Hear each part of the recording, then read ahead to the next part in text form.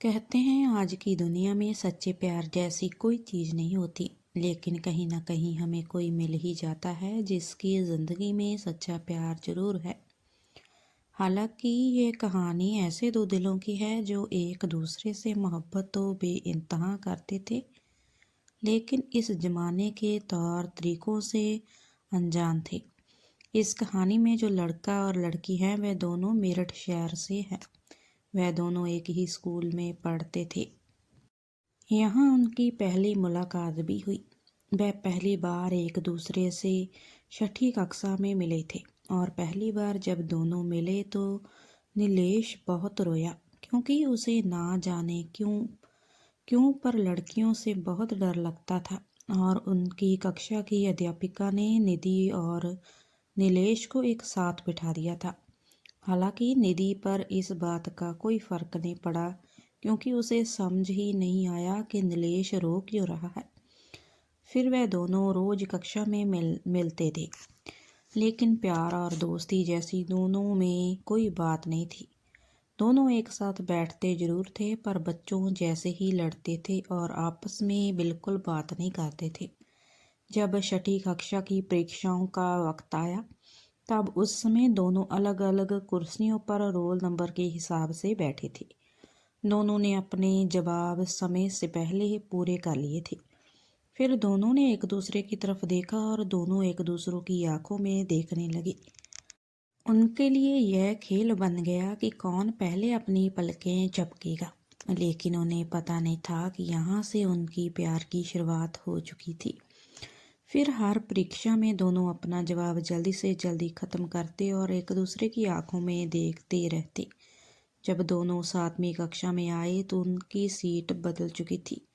अब वह एक साथ नहीं बैठते थे, लेकिन दोनों को पलक झपकाने वाला खेल भी खेलना था और यह भी ध्यान रखना था कि कोई उन्हें देख ना पाए। एक दिन जब पूरी क्लास लाइब्रेरी में गई तब दोनों ने वहां एक दूसरे को देखना शुरू कर दिया। कुछ महीने यूं ही लाइब्रेरी में ऐसा ही चलता रहा। एक बार लाइब्रेरी की अध्यापिका ने उन्हें ऐसा करते देख लिया और दोनों को खूब डांटा, लेकिन वह दोनों कहाँ मानने वाले थे। दोनों बचपन से ही जिद्दी थे। दोनों एक दूसरे से प्यार तो करने लगे थे, लेकिन प्यार का एहसास उन्हें नहीं हो पाया। यह खेल उनका 10वीं कक्षा तक चलता रहा। नीलेश काफ़ी डरपोक था। वह अपनी बात कहने से हमेशा घबराता था। निधि क्योंकि एक लड़की थी तो वह पहले कैसे कहती कि वह नीलेश को पसंद करती है। समय बीता और नीलेश ने कॉमर्स को चुना और निधि ने साइंस को। नीलेश पढ़ने में एक साधारण बच्चा था और हर मुसीबत का हल उसे झूठ बोलना ही लगता था। जब भी वह किसी मुसीबत में होता तो वह बस किसी तरह उससे बचने की ही सोचता रहता। लेकिन उसे कहाँ मालूम था कि यही वजह एक दिन उसे निधि से हमेशा के लिए दूर कर देगी। हालांकि निधि पढ़ाई में काफ़ी तेज थी। दोनों पूरे 2 साल तक ना तो मिले और ना ही एक दूसरे से बात की। फिर 12वीं कक्षा खत्म होने बाद नीलेश ने जयपुर के कॉलेज में दाखिला लिया। यह बात जब निधि को पता लगी तो उसने नीलेश को कॉल किया और निधि की आवाज़ सुन नीलेश बहुत खुश हुआ। फिर दोनों मिले और दोनों ने एक दूसरे को बताया कि दोनों एक दूसरे से कितना प्यार करते हैं। फिर निधि ने नीलेश के बारे में अपने पिताजी को बताया और नीलेश ने भी निधि के पिता से मिलकर उन्हें अपने बारे में बताया। निधि के पिता ने कहा कि दोनों एक दूसरे से आधे घंटे से ज़्यादा फ़ोन पे बात नहीं करेंगे। वह नहीं चाहते थे कि उनकी बेटी की पढ़ाई पर कुछ असर पड़े। नीलेश ने उनका कहना माना और जयपुर रहकर अपनी पढ़ाई करने लगा। निधि का कॉलेज मेरठ में ही था, इसलिए नीलेश जब भी मेरठ आता वह दोनों जरूर मिलते थे। नीलेश को बचपन से ही एक बड़ा व्यापारी बनना था। वह सही गलत में कोई फर्क नहीं करता था और जब निधि उससे सामने की समझाने की कोशिश करती तब भी वह नहीं समझता था। नीलेश ने बीबीए के तीसरे साल में ही परीक्षा छोड़ दी और वह एक व्यापार में लग गया। हालांकि निधि को यह बात पता नहीं थी कि उसने पढ़ाई छोड़ दी है। ना ही नीलेश ने उसे यह बात कभी बताई थी। क्योंकि उसे मालूम था कि अगर निधि को यह बात पता लगेगी तो उसे वह बहुत डांट पड़ेगी। कुछ महीने ऐसे ही चलता रहा। जब निधि को पता चला कि नीलेश अपने व्यापार पर ज़्यादा ध्यान दे रहा है तो निधि ने नीलेश से उसके बारे में पूछा। नीलेश ने बड़ी बड़ी बातें करके निधि को समझाया कि जल्द ही उसके पास सब कुछ होगा और उन दोनों की ज़िंदगी बड़े आराम से कटेगी। वह हर जगह घूमने जाएंगे और मज़े करेंगे। निधि, जिसे घूमना बहुत पसंद था, नीलेश की बातों में आ गई और उसने उसे कुछ नहीं कहा। नीलेश ने अपने व्यापार के लिए अपने माँ बाप से और अपने भाई से काफ़ी पैसे उधार लिए हुए थे। यह बात उसने निधि को कभी नहीं बताई। सब कुछ सही चल रहा था कि अचानक 2014 में नीलेश को व्यापार में काफ़ी नुकसान हुआ और वह डर गया। वह इतना डर गया कि वह मुंबई भाग गया ताकि समुद्र में कूदकर अपनी जान दे सके। वहां पहुंचकर वह समुद्र के किनारे पर गया पर उसने कूदने की हिम्मत नहीं हुई। जब निधि ने उससे कॉल पे बात की तो उसने भी उसे डांट दिया और कहा कि वह यहाँ मरने आया है, जबकि निधि ने सिर्फ यह पूछने के लिए फ़ोन किया था कि वह कहाँ है और कब आएगा। नीलेश 1 हफ्ते बाद वापस आया और अपने माँ बाप को एक चिट्ठी में लिखकर बताया कि उसने उनके सारे पैसे डुबो दिए हैं और वह मरने गया था, पर वह मर नहीं पाया। उनके पिता ने उसे समझाया कि नुकसान मुनाफा तो होता रहता है, लेकिन मरना इसका हल नहीं है। नीलेश में थोड़ी हिम्मत जगी और उसने अपने भाई को अपने नुकसान के बारे में बताया, लेकिन उसके भाई ने उसे बहुत डांटा और कहा कि उसे किसी भी तरह के उनके पैसे चाहिए। नीलेश इन सब के बाद निधि से मिला, लेकिन उसने ना तो उसके माँ बाप से हुई बातचीत और ना ही भाई से हुई बातचीत के बारे में निधि को बताया। निधि ने भी उससे कुछ नहीं पूछा और कहा कि वह नौकरी कर सकता है, लेकिन नीलेश निधि से कैसे कहता कि उसने अपनी कॉलेज की पढ़ाई पूरी ही नहीं की है और उसे नौकरी नहीं मिल सकती। उसे डर था कि अगर यह बात वह निधि को बताएगा तो उसे निधि से बहुत डांट पड़ेगी और नीलेश की तो आदत ही थी किसी भी डांट से बचने के लिए झूठ बोलना। उसने फिर भी कोशिश करी और उसे एक कंपनी में नौकरी मिल गई। हालांकि उसकी तनख्वाह काफ़ी कम थी क्योंकि उसने सिर्फ 12वीं कक्षा तक ही पढ़ाई करी थी।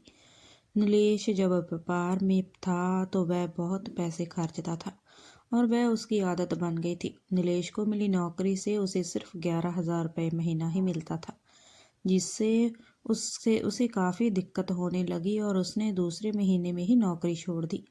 उसने यह बात भी निधि को नहीं बताई और ना ही घर वालों को, क्योंकि उसे डर था कि उसे डांट पड़ेगी। फिर 2 महीने बाद उसे दूसरी नौकरी मिली जिसमें उसकी तनख्वाह 33,000 रुपये थी। उसी साल निधि की पढ़ाई भी ख़त्म हो गई थी और उसे भी गुड़गांव नौकरी मिल गई थी।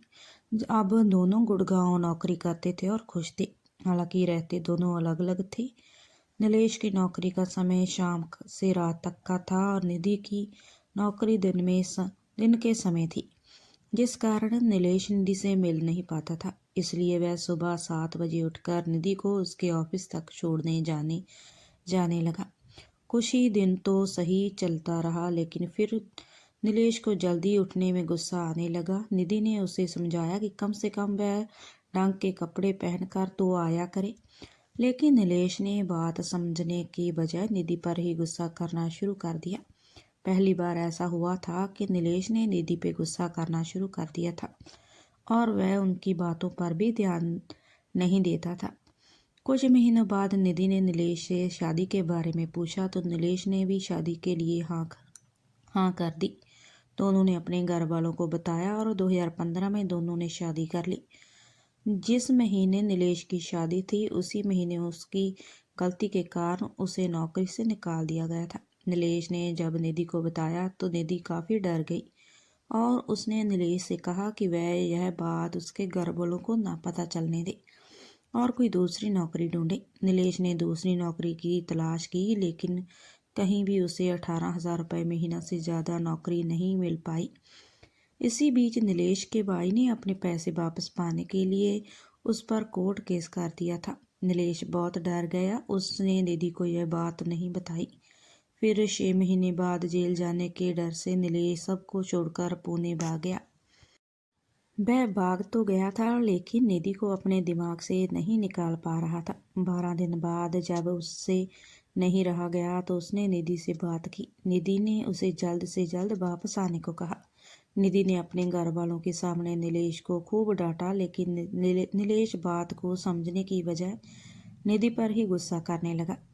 नीलेश को लगता था कि निधि उसकी परेशानी कभी नहीं समझती और ना उसका साथ कभी देती, जबकि निधि वैवाहिक रूप से सोचती थी और नीलेश हवाबाजी में।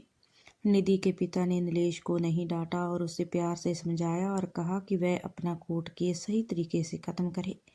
नीलेश ने निधि और उसके घर वालों की डांट से बचने के लिए जय झूठ बोला कि उसके भाई ने उस पर झूठा केस किया है।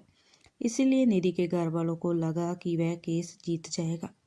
कोर्ट केस नीलेश की सगी बुआ के बेटे ने किया था। नीलेश अपने कोर्ट केस की वजह से काफ़ी परेशान रहने लगा, जिस कारण उसके और निधि के बीच झगड़े बढ़ने लगे, क्योंकि नीलेश कभी भी निधि को कुछ भी सच नहीं बताता था और उसकी डांट से बचने के लिए हमेशा उससे झूठ ही बोलता था। उसकी इसी आदत की वजह से बात इतनी बढ़ गई कि नीलेश ने निधि को घर से निकालने की धमकी दे दी। निधि, जो कि नीलेश से बातें छुपाने और झूठ बोलने की आदत से परेशान हो चुकी थी, उसने उसे तलाक के लिए बोल दिया। नीलेश को लगने लगा कि उसे जेल ही होगी और उसका भविष्य खराब हो जाएगा, लेकिन वह नहीं चाहता था कि उसकी वजह से निधि का भविष्य भी खराब हो, इसलिए उसने ना चाहते हुए भी तलाक स्वीकार कर लिया। नीलेश ने सोचा था कि जेल से निकलने के बाद यदि सब कुछ ठीक रहा तो वह निधि से फिर से मिलेगा और उससे सब कुछ सच सच बता देगा। नीलेश केस हार गया और उसे 2 महीने की सजा हुई। नीलेश ने जेल से निकलकर निधि से मिलने की कोशिश की, लेकिन निधि ने उसे पुलिस की धमकी देकर रोक दिया। इसी बीच वह फैसला करता है कि वह आखिरी बार एक कोशिश करेगा और अगर निधि नहीं मानी तो वह आत्महत्या कर लेगा। अब देखना यह है कि वह कब निधि से मिलता है और सच जानने के बाद निधि क्या फैसला करती है। अगर आपको यह कहानी अच्छी लगी, हमें कमेंट में ज़रूर बताएं। धन्यवाद।